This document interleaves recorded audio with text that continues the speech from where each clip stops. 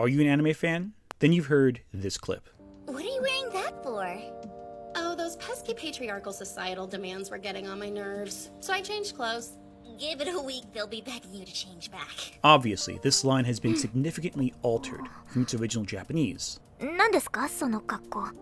いつも言われるから露出度を抑えたんだ。どうかな。次は体を変えるといいですよ。Anime fans are no strangers to the process of localization, or adapting a translation so it makes better sense to another country. This is a practice with a long history, not just in anime, but also in literature. The Poetic Edda, the source from which all modern understanding of Norse mythology comes from, was essentially localized by the monks who transcribed it for their predominantly Christian audience. Anime fans have a bad history with localization. Father was an average fighter, Kakarot, but he was a brilliant scientist! Oh, great. Why do you think they've entered the contest? They're girls and cousins, too. These donuts are great! Jelly-filled are my favorite! Nothing beats a jelly-filled donut! So, faithful adaptations of anime scripts, that's the only way to do it, right? Well, not necessarily. Some things, if translated literally, just wouldn't make sense to an English-speaking audience. A Japanese pun doesn't translate well. So, you need to figure out an alternate joke that will make sense to the audience while still feeling like the original. But by that same metric, just changing something outright and adding political commentary where there wasn't any before, that's a change too far, right? Completely putting in new, original words in the character's mouth. We can all agree, that's a change too far. 先輩。いつもの倍くらい挙動ってますけど。It is. Except when it works. What if I told you there was an example of localization from the 90s, where an anime dub improved thanks to a decision made by a singular voice actress dubbing the anime, and that this anime was later redubbed with a far more faithful script, only for it to lose something in the process? Let's talk about ADV. Now, if you like what I do here, take the time to like and subscribe, and if you make it to the end, please leave a comment sharing what you think. It helps the channel out a lot. Or if you think I'm a tourist, you can dislike the video too. That's cool too, I guess. ADV is no stranger to diverging from the original source material. This is the same studio that brought us Ghost Stories. How many times are you allowed to improvise while it's not recording? It's like totally improvised. Never. Have you accepted Jesus as your personal savior? And no, that's not the dub we're talking about, but it's worth mentioning. They dubbed Ghost Stories. Every anime fan from the 90s and 2000s has some of their dubs embedded in their brain matter, or at least their VHS and DVD releases. We've got DVDs to give away. But among all of them, one of the most important anime ADV ever licensed, the one that got them on the map, was Neon Genesis Evangelion. And to say that their dub took liberties with the original script is putting it mildly. Years later, Netflix would redub Evangelion with a script that stuck far closer to the original, as supervised by Evangelion's rights holders. And, I think the ADV dub, the more heavily localized one, is the better dub. Negative! Abort activation! Stand down now! Go ahead, Oscar! Launch the Ava! How dare you! Abort! Stop the Ava activation sequence! Ah! Don't listen to that moron, Oscar! Go for it! What are you doing? Look, Evangelion is my all-time favorite anime. It's a fantastic series, but the original Japanese version had a real issue understanding how English and bilingual people work. I'm going to give a few examples, so bear with me. Don't take your pitchforks out yet. In the ADV dub that many English speakers grew up with, Shinji is designated as the third child. All the pilots have this naming convention. Rei is the first child, Asuka is the second child, etc. However, in Japan and the Netflix dub, Shinji is referred to as the third children. Without further ado, please allow me to introduce Ava Unit 2's pilot and the second children. Children as in plural, in reference to a singular child. Now, there are many other minor language issues throughout the series, arguably because the creators of Evangelion chose to sprinkle in these elements because they were cool, rather than really considering how they actually fit into the language of the story. No shade on them, it resulted in a fantastic series, but it's clear to anyone who listens that some of these speakers are not native English speakers. On its own, humanity isn't capable of holding the angels in check. And if they can't speak English, their German is even worse. Now look, I can't speak German, so I can't explain why they're pronouncing words like Seele wrong. But I also didn't create a bilingual character who operates her gigantic organic robot by thinking in German. LCL Huyung, Anfang der Bewegung, Anfang des Nervenanschlusses. In the original Evangelion and the Netflix dub, Asuka Langley Soryu, a character who has grown up in Germany, only speaks German 2 or 3 times max. But wait, you might ask, I remember Asuka speaking German all the time. Yes, exactly. LCL Einlass. Anfang der Bewegung. Bestätigt. Anfang des Nervenanschlusses. Bestätigt.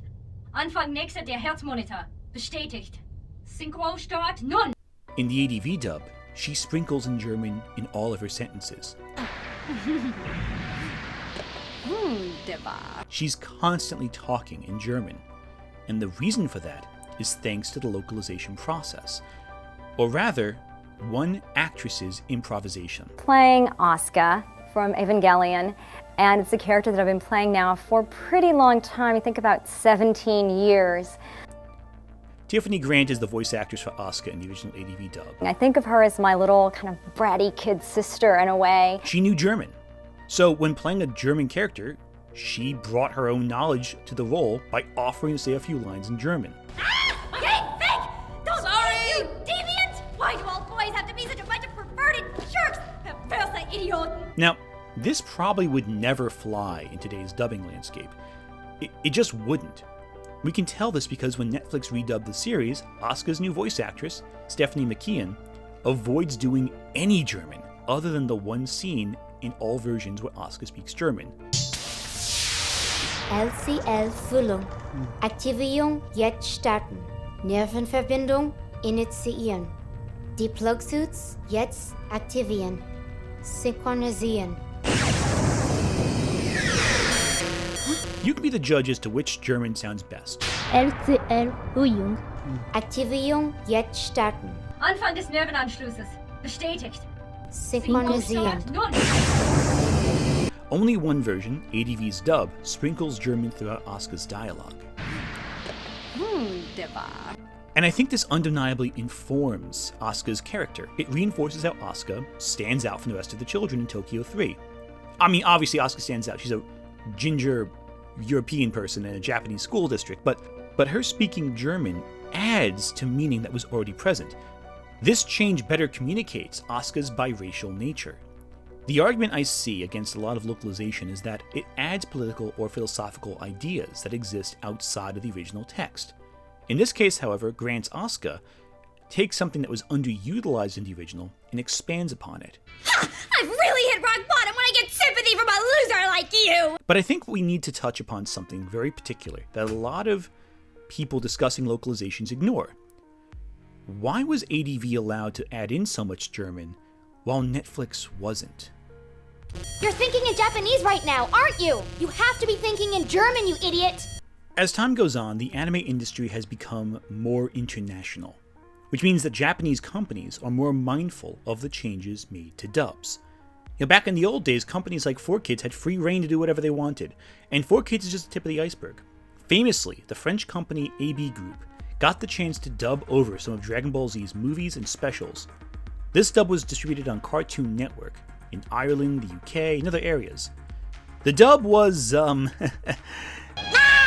Answer me. Who are you? It's Big Green! Let that child alone. It wasn't faithful, not even a little. Some of the changes are minor. Krillin becomes Clearin, Bulma becomes Bluma, etc. But other changes are stranger. Of course, most people know this dub because they call Piccolo Big Green, but there are other changes that just baffle me. Master Roshi is called the Genius Turtle? I mean, I know he's the Turtle Master, but that's just an odd change. But some of the changes aren't just goofy, they rob the story of meaning.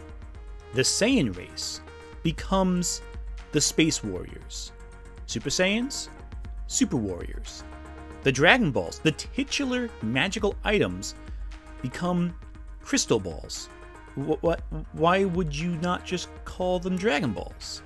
You can't be doing that! You didn't change the name of the show. It's not called Crystal Ball Z, it's called Dragon Ball Z. So why would you do that? Oddly enough, when they got to referencing Mr. Satan, they kept that in.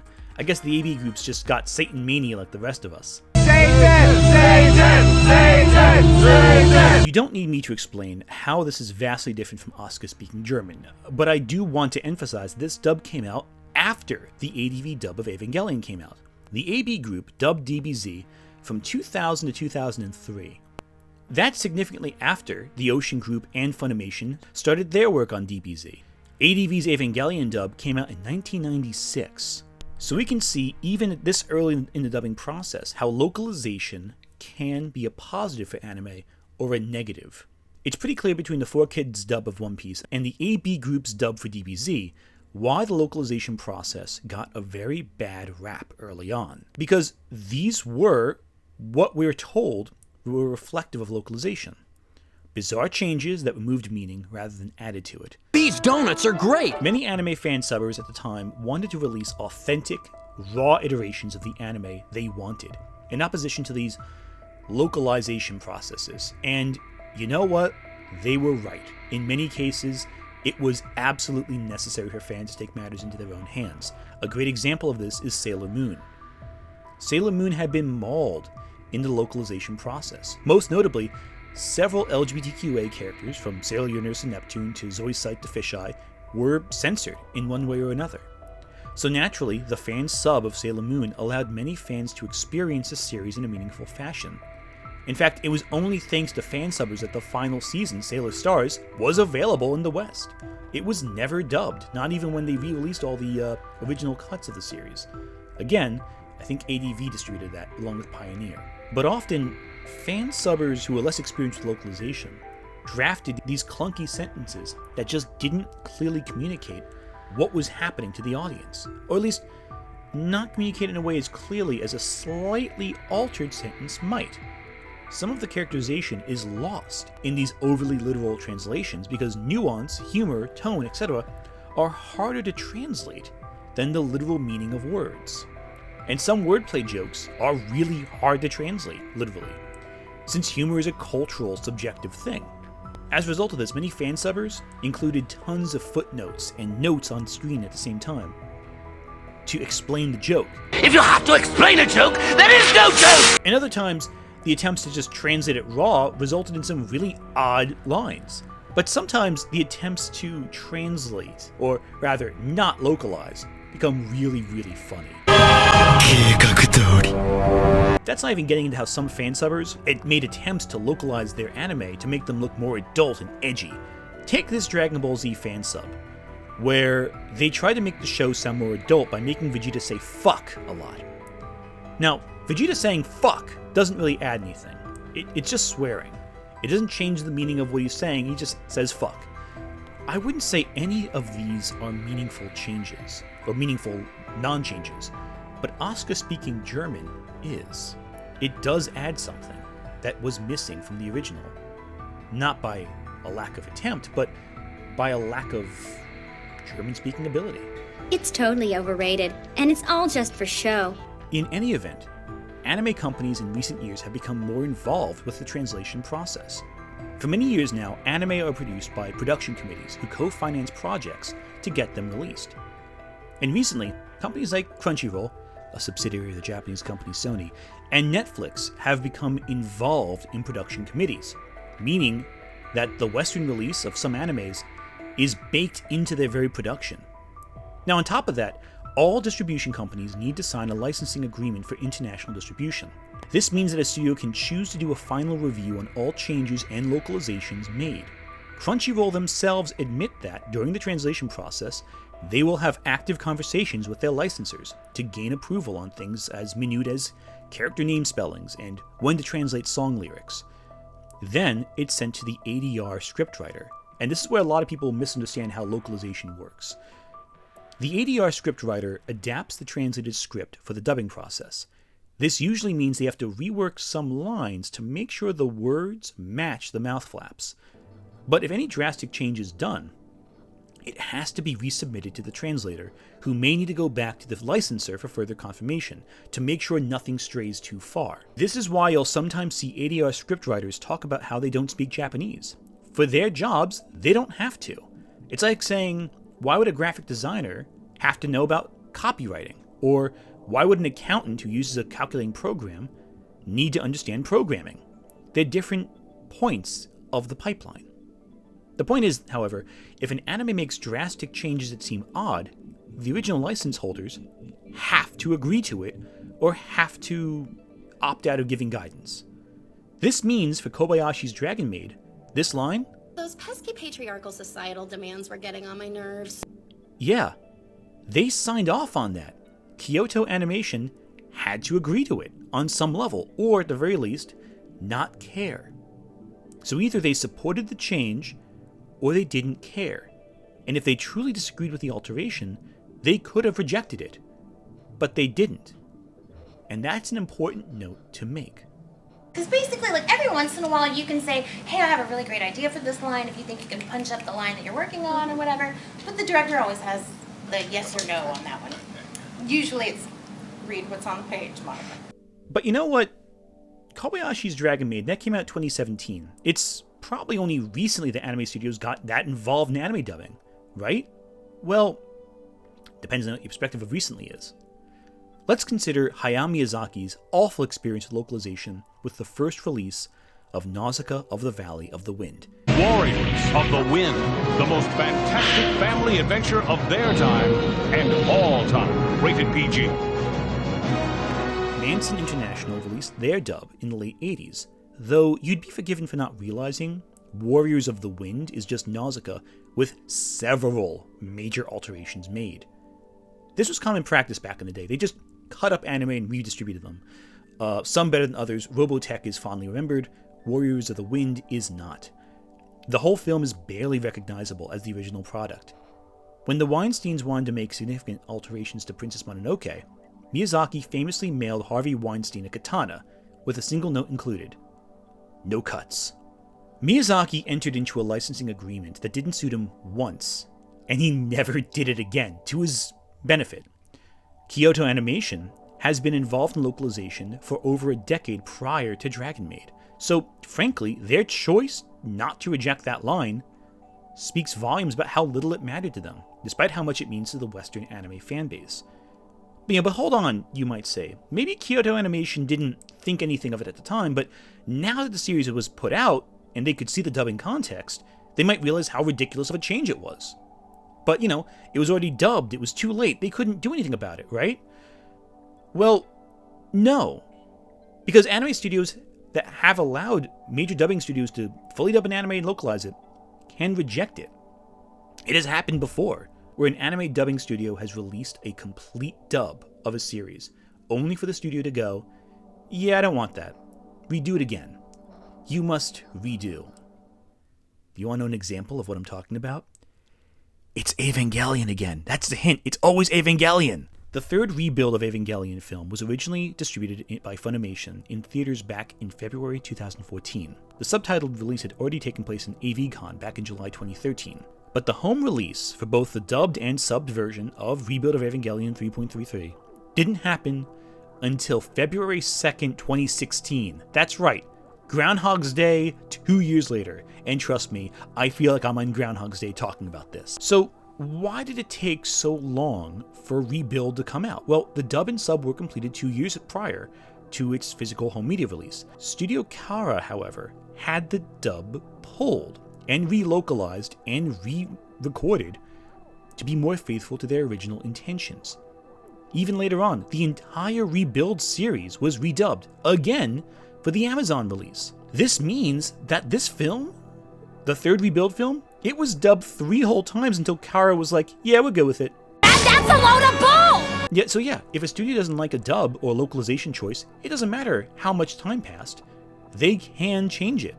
Hell, it's clear they didn't like the ADV dub at a certain point because they redubbed it on Netflix. It's Ava Unit 2's pilot and the second children. Yes, you're worthy of my grace. Notably, all of Asuka's German, the extra stuff that was added in the ADV dub, it's gone in the Netflix dub. Of course you're not! How could you even think of such a thing? You've got no shame! Translation is an art form more than anything else. Some adaptations are necessary to incorporate a story over into a new language. Now, it's terrible when the original version is lost or replaced. We will never know the original oral traditions of Norse mythology. only the localized, adapted version we get in the Poetic Edda. But we have the original Evangelion, in its original Japanese. Anyone can retranslate it. Several works have been readapted and reinterpreted over the years, and retranslated. One of Tolkien's unfulfilled dreams was to translate Beowulf completely in a way that retained the original poetic rhythm of the original Old English. The versions of Beowulf that we do have lose much of the qualities inherent in the original version, but they're still masterworks of fiction. For many years, Seamus Heaney's translation of Beowulf was seen as the gold standard. It was the stuff you got taught in high school, most likely. That is until Maria Danyana Headley released Beowulf, A New Translation, back in 2021. And this book received massive critical acclaim. Does this mean that Seamus Heaney's version is awful? No, it just means there's two translations that bring to light different elements of a text that might have otherwise been lost, depending on your interpretation localizing the Old English. Is there something additive about Asuka speaking gratuitous German? Yes. But I'd make the argument it emphasizes a dimension already present in the original series, one that the original creators probably couldn't really bring to the table given their lack of understanding of German as a language. It's not for lack of trying, it's just limitation. Art is a collective medium. We ought to appreciate the ways creatives can bring unexpected dimension to something already familiar. Besides, with so many alternate versions of Evangelion out there, I think it's way easier to appreciate how each version brings something new to the familiar.